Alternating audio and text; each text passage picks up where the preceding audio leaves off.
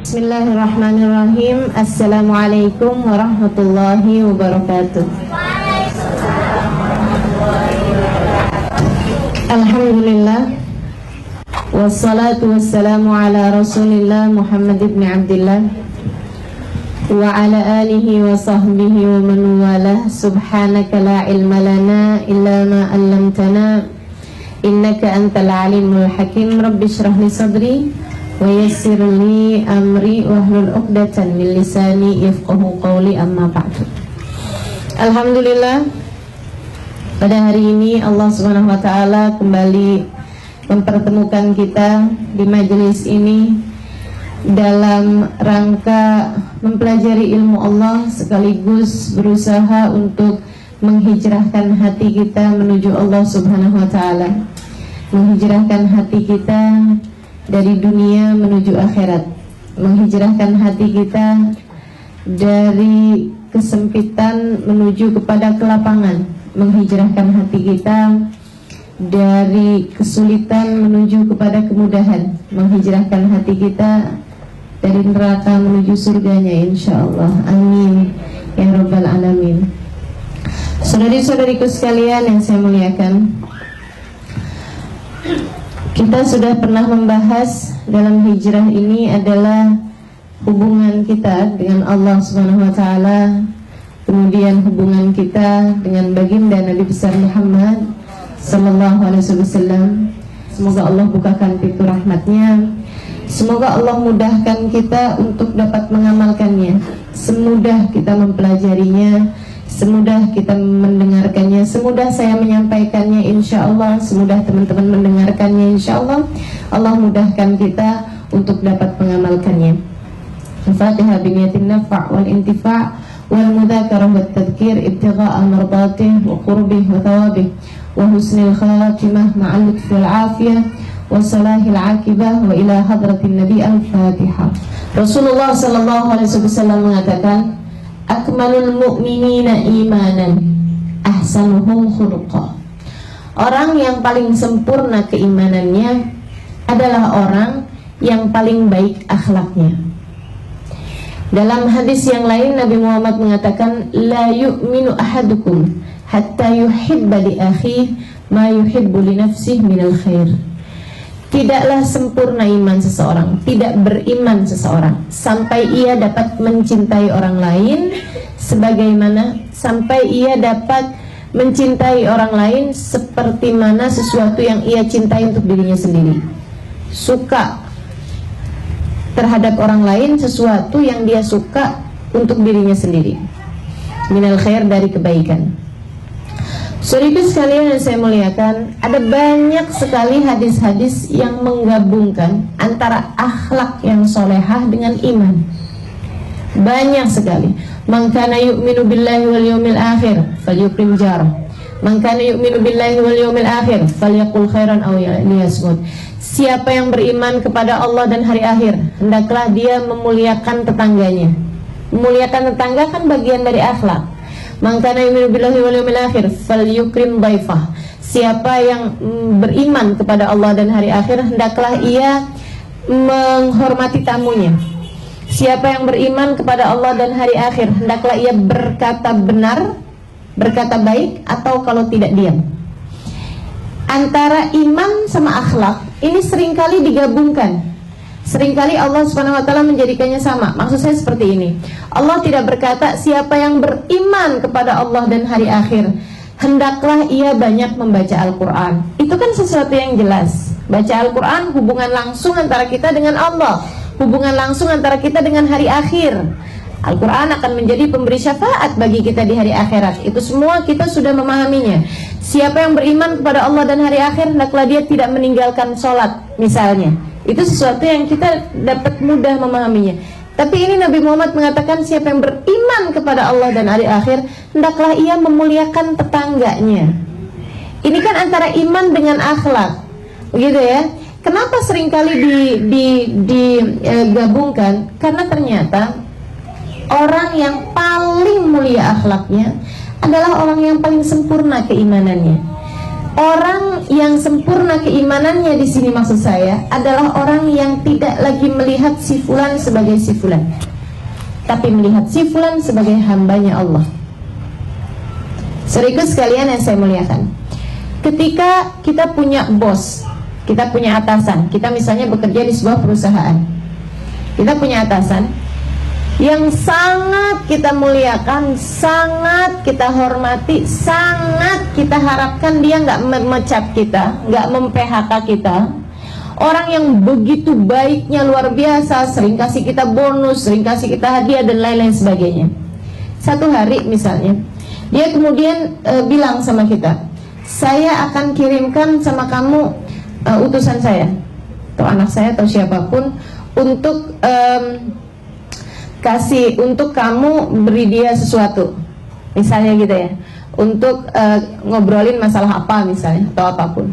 Ketika dia datang, kita tidak melihat dia sebagai si fulan itu, mau anaknya kecil kek, ternyata yang dikirim adalah orang anak kecil misalnya gitu ya, atau misalnya orang yang dikirim itu orang yang cacat misalnya, atau yang dikirim itu orang yang seperti apapun. Kita ngadepin dia nggak sama dengan ketika kita ngadepin, mohon maaf nih, ceritanya yang dikirimin rada-rada budak misalnya kita kalau ngadepin orang budak kan suka rada naik darah kan gitu ya, kita ngomong gini, apa maksud saya begini loh, apa misalnya gitu kan naik darah tuh. Tapi ketika kita ingat bahwa ini adalah utusan dari bos saya, ini adalah orang yang nanti akan menyampaikan kepada bos kita apa yang kita sampaikan, bagaimana perlakuan kita kepadanya, sehingga nanti akan bermasalah bukan sama dianya, tapi masalah sama bosnya. Kita akan lebih berakhlak kepada dia, bukan begitu? Kita akan muliakan dia, budak-budak, tapi kita bilang, maksud saya seperti ini, gimana kalau saya tulis aja misalnya. Atau ada cara-cara yang manis kita akan perbuat kepada orang tersebut, bukan karena kita lihat dianya, tapi karena kita lihat yang mengutusnya. Saudariku sekalian yang saya muliakan, ada banyak hamba-hamba Allah SWT berakhlak begitu mulianya, karena mereka tidak melihat kepada orang yang dia berakhlak dengannya, akan tetapi dia melihat kepada siapakah Tuhan mereka semuanya. Kita berbuat sama mereka sebagai pergaulan kita kepada Allah SWT. Kita berhubungan dengan mereka sebagai hubungan kita dengan Allah SWT, karena mereka adalah hamba-hambanya Allah. Saudaraku sekalian, mereka adalah orang-orang dengan akhlak-akhlak yang luar biasa. Mari kita contoh. Baginda kita Nabi besar Muhammad SAW, manusia yang paling mengajarkan kepada kita akhlakul karimah, manusia yang paling mengajarkan kita budi pekerti paling luhur, maha luhur, paling indah, luar biasa. Sampai Allah berkata tentangnya, wa innaka la'ala khuluqin adzim. Akhlaknya kepada manusia begitu indah karena beliau melihat manusia sebagai hamba-hambanya Allah. Dan beliau adalah seorang yang diutus Allah SWT untuk menyampaikan agama. Beliaunya merupakan perwakilan Allah, dan beliau melihat hamba-hambanya ini sebagai hamba-hambanya Allah SWT. Beliau lihat manusia yang ada di sekelilingnya hamba-hambanya Allah. Sampai-sampai Nabi Muhammad SAW tidak pernah terdengar memaki orang, tidak pernah terdengar seumur hidupnya mencaci orang, tidak pernah terdengar seumur hidupnya berkata kasar tentang orang lain.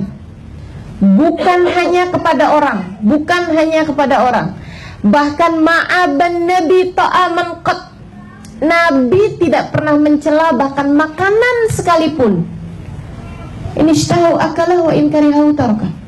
Bayangkan ini, bayangkan seseorang yang sepanjang hidupnya tidak mengerti cara mencaci, sepanjang hidupnya dia tidak pernah memaki, sepanjang hidupnya dia tidak pernah berkata kasar kepada orang lain, memarahi orang lain, nggak pernah sama sekali alaihi salatu wassalam. Bahkan beliau tidak pernah mencaci makanan. Kalau beliau suka beliau akan makan, kalau beliau tidak suka beliau hanya tidak makan, begitu aja. Tidak terlihat bahkan dari raut wajahnya seperti beliau tidak suka gitu, nggak ada ceritanya. Nabi disuguhkan yang ada bawang-bawang mentahnya. Nabi nggak makan, gitu aja, nggak dicaci maki habis-habisan. Ini makanan bikin mulut bau nih, kenapa disuguhin sama saya begini segala macam. Nggak ada, tidak akan pernah terdengar yang seperti itu. Alaihi salatu wassalam. Indah luar biasa, indah luar biasa, karena beliau sangat merasakan bahwasanya perlakuannya kepada setiap orang adalah perlakuannya kepada Allah, adalah perlakuannya kepada Allah. Berhenti di sebuah pohon, di dekat sebuah pohon, beliau beristirahat tidur. Di situ sahabatnya melihat Nabi Muhammad tidur lelap di pohon, di bawah pohon. Mereka semua kemudian menjauh karena khawatir mengganggu tidur Nabi Muhammad alaihissalam. Datang musuh Allah yang namanya Da'tur. Dia ambil pedangnya Nabi yang memang tergeletak di situ. Dia buka pedang Nabi itu, dihadapkan kepada Nabi Muhammad SAW. Yahudi, penuh kebencian kepada Nabi. Pas di leher Nabi Muhammad alaihissalam. Ya Muhammad. Nabi buka mata, pedang pas di lehernya. Manil ladzi yansuruk in qataltuka fi hadzal makan. Siapa yang bisa tolong kamu kalau kamu aku bunuh di tempat ini? Subhanallah, Nabi melihat pedang di situ, Nabi melihat Da'tur di situ, faham urusan bahwa ini adalah drama dengan sebuah skenario yang sutradaranya adalah Allah yang telah mengutusnya. Kan begitu? Ini kalau kita bisa pahamin ini nih dalam segala urusan, semua yang ada di atas muka bumi ini adalah pemeran-pemeran drama yang skenarionya telah ditulis oleh seorang sutradara, oleh satu sutradara namanya Allah. Mudabbir likulli syai', ma min sama'in fil ard wal sama', ma min syai'in fis samawati wal ard. Tidak ada segala sesuatu yang ada di atas inilah wa yusabbih bitasbih, kecuali semuanya mensucikan Allah, semuanya patuh, semuanya tunduk kepada Allah Subhanahu wa taala. Maka dia memahami itu. Da'tur tidak akan bisa menggerakkan pedangnya kecuali dengan izin Allah. Da'tur tidak ada kemudian pedangnya sampai di lehernya kecuali dengan izin Allah. Maka ketika Nabi kemudian ditanya seperti itu, tidak ada kepanikan, tidak ada ketakutan, tidak ada kekhawatiran. Ketika ditanya seperti itu, Nabi kemudian menjawab, siapa yang membunuh kamu wahai Muhammad? Allah.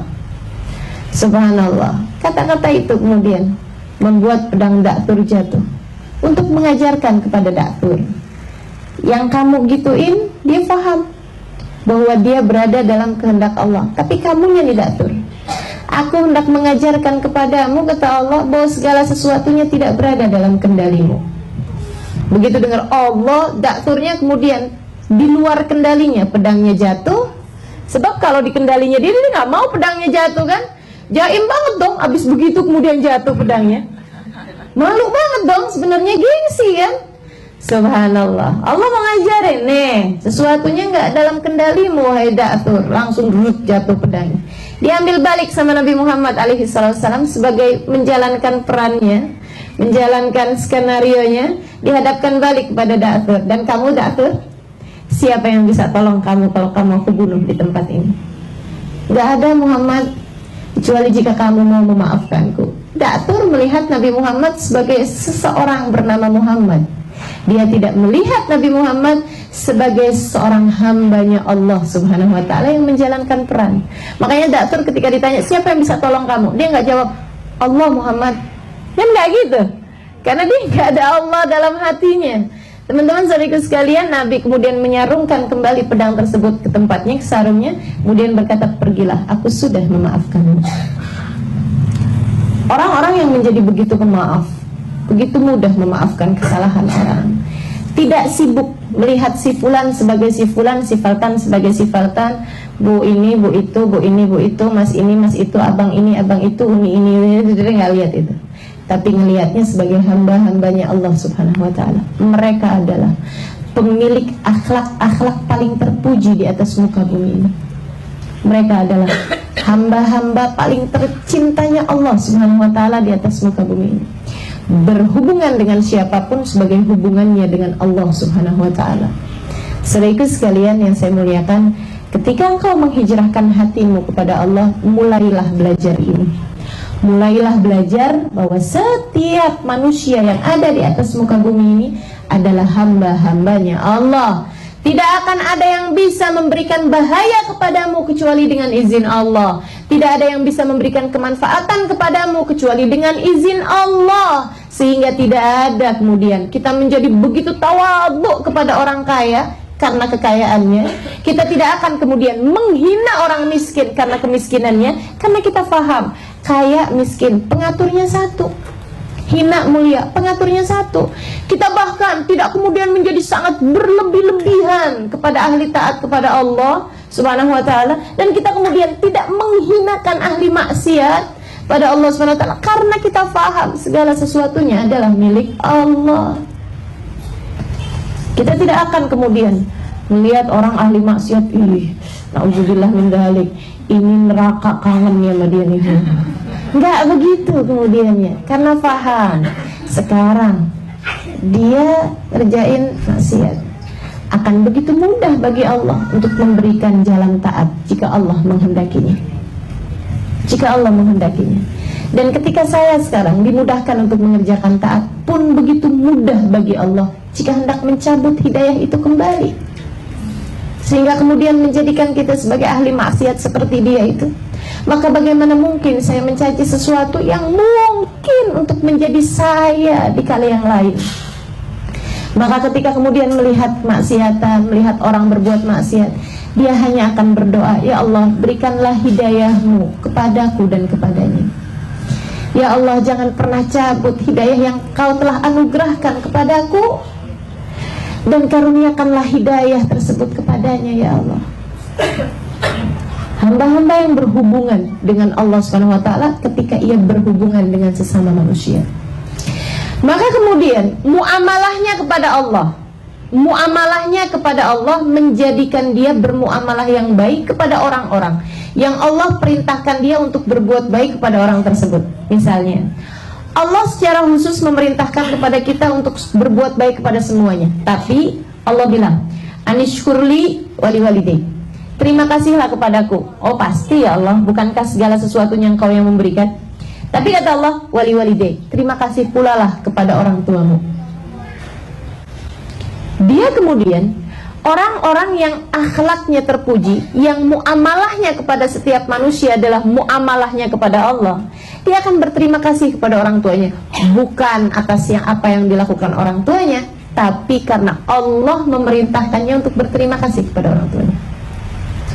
Dia akan berusaha berbakti kepada orang tuanya, bukan karena siapa orang tuanya, bukan karena siapa orang tuanya, bukan karena orang tuanya adalah orang yang memang telah begitu sayang kepada dia, adalah karena begini, karena begitu, bukan. Tapi karena Allah memerintahkan dia untuk berbakti kepada orang tuanya. Sehingga tidak ada bedanya bagi orang tersebut antara orang tuanya adalah orang taat yang luar biasa dengan orang tuanya adalah orang yang bagaimanapun keadaannya, karena ia tidak berbakti kepada orang tuanya karena orang tuanya, ia berbakti kepada orang tuanya karena Allah.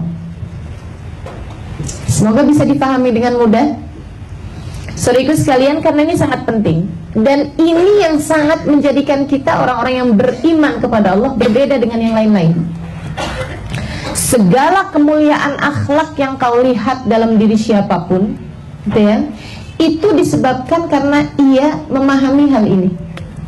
Orang yang belum memahami hal ini hanya akan terjebak dengan perlakuan orang kepada dia. Dia berbuat baik sama orang lain karena orang tersebut berbuat baik pada dia. Tapi ketika orang tersebut tidak berbuat baik kepada dia, dia pun akan hilang akhlaknya, karena ia berbuat baiknya cuma karena dia itu. Tapi orang yang sudah berbuat baiknya karena Allah SWT, melihat Allah dalam diri setiap hambanya, melihat Allah dalam diri setiap makhluknya, orang ini akan kita lihat menjaga lisannya, menjaga pandangannya, menjaga hatinya, menjaga perilakunya, karena ia tahu bahwa ia tidak bermuamalah dengan manusia, akan tetapi ia bermuamalah dengan Allah. Ia tahu bahwa ia tidak berhubungan dengan manusia, akan tetapi ia berhubungan dengan Allah.